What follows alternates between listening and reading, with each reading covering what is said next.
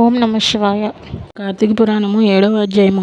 కార్తీక మాస కర్తవ్య వివిధ ధర్మాలు. వశిష్ఠుడిట్లనెను, ఓ జనక మహారాజా, కార్తీక మహత్యమును ఇంకా చెప్పెదను, సావధాన మనస్కుడవై వినుము. కార్తీక మాసమందు ఎవడు పద్మముల చేత పద్మముల వంటి నేత్రములు గల హరిని పూజించునో వాని ఇంటిలో పద్మములందుండు లక్ష్మీదేవి నిత్య నివాసము చేయును. కార్తీక మాసమందు భక్తితో తులసి దళములతోనూ జాజి పువ్వులతోనూ హరిని పూజించిన వాడు తిరిగి భూమి యందు జన్మించడు. కార్తీక మాసమందు మారేడు దళములతో సర్వార్పకుడైన హరిని పూజించిన వాడు తిరిగి భూమి యందు జన్మించడు. కార్తీక మాసమందు భక్తితో ఫలమును దానమిచ్చు వాని పాపములు సూర్యోదయము కాగానే చీకట్లు ఎట్లు నశించునో అట్లు నశించును. ఉసిరికాయలతో ఉసిరిగా చెట్టు క్రింద హరిని పూజించు వానిని యముడు చూచుటకు కూడా సమర్థుడు కాడు.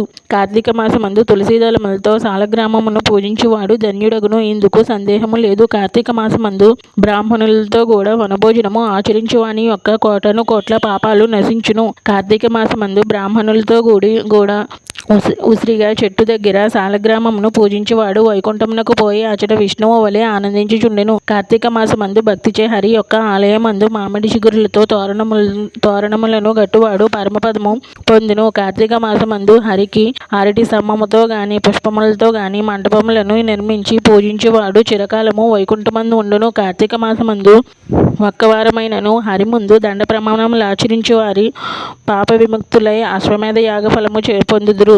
కార్తీక మాసమందు హరి ముందు జపము హోమము దేవతార్చనము చేయువారు తమ పితరులతో కూడా వైకుంఠమునకు పోవుదురు. కార్తీక మాసమందు స్నానము చేసి తడిబట్టతో ఉన్నవానికి చలితో వణుకువానికి వస్త్రదానము చేయువాడు 10,000 అశ్వమేధ యాగములు చేసిన ఫలమును పొందును. కార్తీక మాసమందు విష్ణువు యొక్క ఆలయ శిఖరమందు ధ్వజారోపణ చేయువాని పాపములు గాలికి దుమ్ము ఎగిరిపోవునట్లు నశించును. కార్తీక మాసమందు బృందావనమందు ఆవు పేడతో అలికి 5 రంగులతోనూ శంఖపద్మ స్వస్తికాది ముగ్గులు పెట్టిన స్త్రీ హరికి ప్రియురాలగును.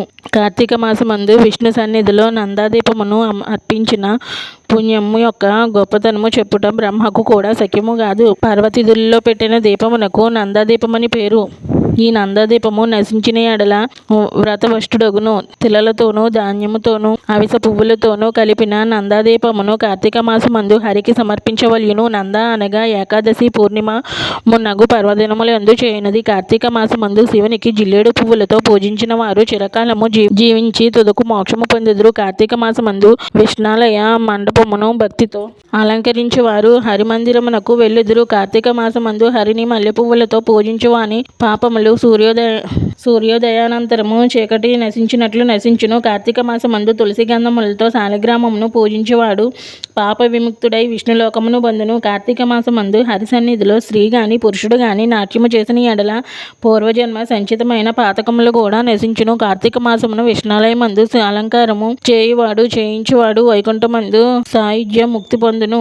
కార్తీక మాసమందు భక్తితో అన్నదానం ఆచరించు వాని పాపములు పెనుగాలిచే గాలికి మబ్బుల వలె విడిపోవును. కార్తీక మాసమందు తిలదానము మహానది స్నానము బ్రహ్మపత్ర భోజనము అన్నదానము ఈ 4 ధర్మములను చేయవలెను. బ్రహ్మపత్ర భోజనము అనగా మోదుగా ఆకులు విస్తరలో భోజనము చేయుట. కార్తీక మాసమందు స్నానము దానము యథాశక్తిగా చేయని వాడు 100 జన్మల యందు కుక్కగా పుట్టి తరువాత చండాలుడగును. స్త్రీ గాని పురుషుడు గాని కార్తీక వ్రతమాచరించని వారు ముందు గాడిదగా జన్మించి తరువాత 100 మారులు కుక్కగా జన్మించుదురు. కార్తీక మాసమందు కడిమ కదంబ పువ్వులతో హరిని పూజించువాడు సూర్యమండలమును భేదించుకొని స్వర్గమునకు పోవును. మొగలి పువ్వులతో భక్తితో హరిని పూజించువాడు 7 జన్మల యందు వేదంగ పారంగతుడై బ్రాహ్మణుడుగా జన్మించును. పద్మములతో హరిని పూజించువాడు సూర్యమండలమందు చిరకాలము నివసించును. తాను స్వయంగా అవిస పువ్వుల మాలను ధరించి తరువాత హరిని అవిస పువ్వుల మాలికలతో పూజించువాడు స్వర్గాధిపతి అగును. స్త్రీలు పూలమాలల చేతను తులసి దళముల చేతను కార్తీక మాసమందు హరిని పూజించిన ఎడల సర్వపాప నిర్ముక్తులై వైకుంఠమును పొందుదురు. కార్తీక మాసమున ఆదివారము స్నానము చేసిన ఎడల మాసమంతయు స్నానమాచరించిన పుణ్యమును పొందుదురు. క్రొద్ద పాడ్యమి నాడు పూర్ణిమ నాడు అమావాస్య నాడు ఈ 3 రోజులు ప్రాతః స్నానము చేసిన ఎడల ఆసక్తునకు కూడా మాస స్నాన ఫలము వచ్చును. అందుకు శక్తి చాలించు 4 రోజులు తప్పకుండా మాస మహత్యమును వినినట్లయితే స్నాన ఫలము కలిగి పాపములు నశించును. దీపములను చూచి ఆనందము నొంది వాని పాపములు నిశ్చయముగా నశించును. ఇతరులకు హరిపూజ కొరకు మనోవాక్కాయముల చేత సహాయము చేయువాడు స్వర్గమును పొందును. భక్తితో గంధ పుష్ప ధూపదీపాదుల చేత హరిని పూజించేవాడు వైకుంఠమును పొందును. ఈ మాసమున హరి సన్నిధిలో జపమాచరించిన వాడు భూమి యందు 7 జన్మల యందు నక్కగా జన్మించును. ఇందుకు సందేహము లేదు. కార్తీక మాసమున సాయంకాలమందు హరిని పురాణ కాలక్షేపమును చేయువారు వైకుంఠమును చేరుదురు.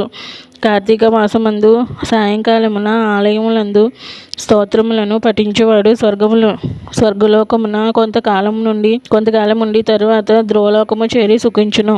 ఓం నమః శివాయ. కార్తీక పురాణము 7వ అధ్యాయం సమాప్తం.